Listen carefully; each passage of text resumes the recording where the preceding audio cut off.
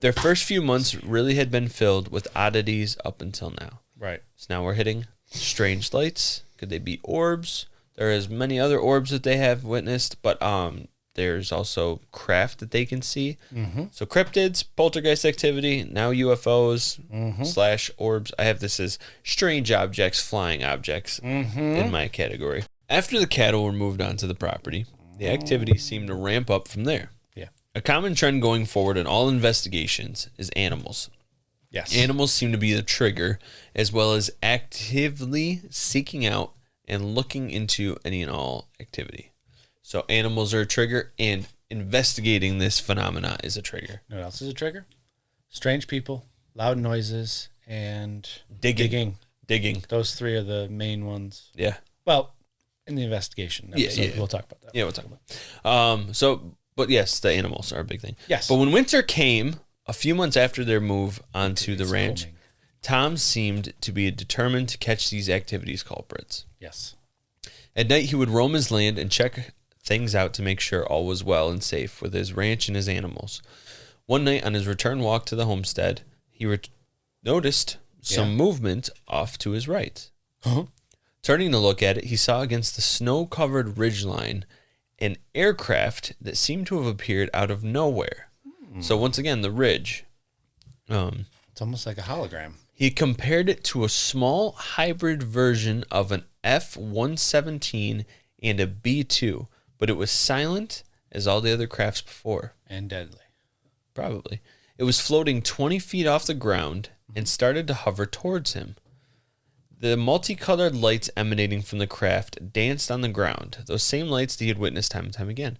But these ones, he said, seemed to look like they were scanning the ground for something this time, coming from the craft. I have not heard this one, by the way. Really?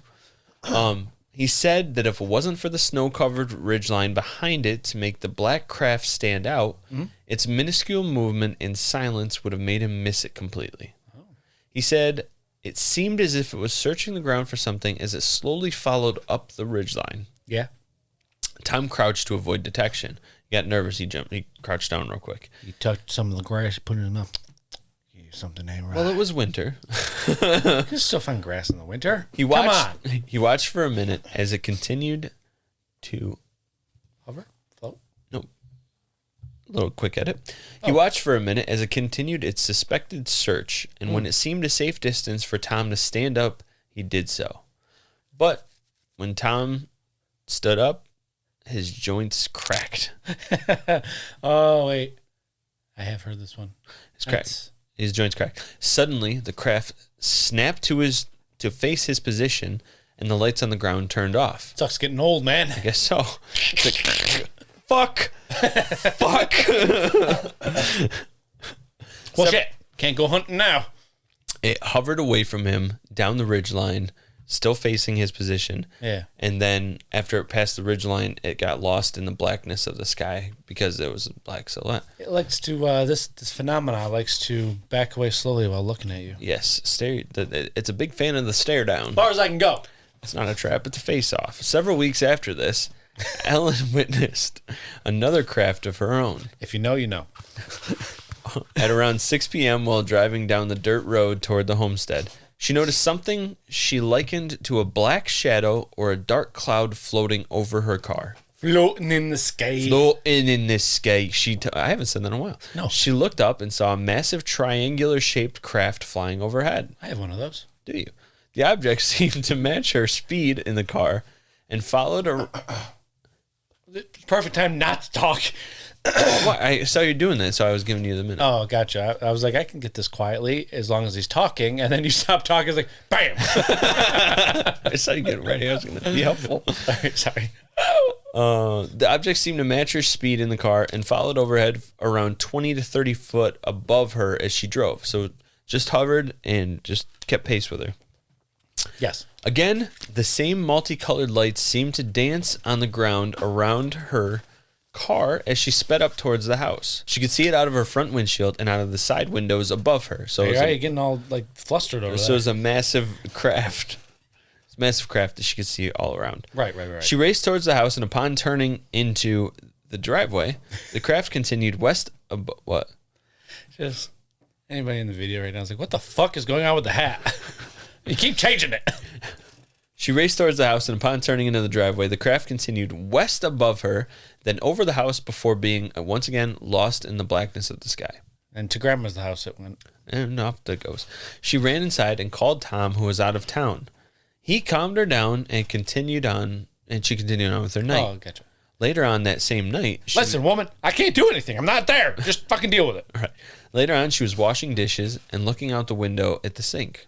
I hope their fucking dishes weren't dripping all on the floor. Yeah. Leaking. Yeah. What else could happen? Yeah. Poltergeist? Yeah. Shit in the tub? Leaky fucking goddamn sink? That's just your apartment. Exactly. Exactly. I'm in Skinwalker Ranch Ding, now. ding, ding.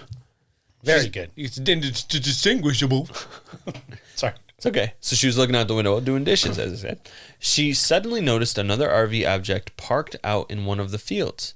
Confused on how the RV drove by her house and into one of the fields without her noticing, she continued to stare at it and try and figure it out, put the pieces together. Something just ain't right. She could see the inside of the structure with lights inside to illuminate what she believed to be a desk. Oh. It was a scientist. Possibly. A blackened figure came into view in the craft and seemed to sit down at the desk. She could see that it wore some kind of black uniform and had odd headgear. It then stood up and approached a light-washed doorway, which seemed to be the doorway in and out of the craft. She got chills at the sight of the figure peering out, seemingly right at her. If it was a normal RV door, then it would put this being around 7 foot tall. So it got up from the desk, and a doorway opened, which she perceived to be in and out. And it was standing in the doorway, looking out, facing directly at her, staring her down. She said she got chills because she could feel its gaze on her. She panicked at the realization it was looking at her and quickly closed the curtain and called Tom again.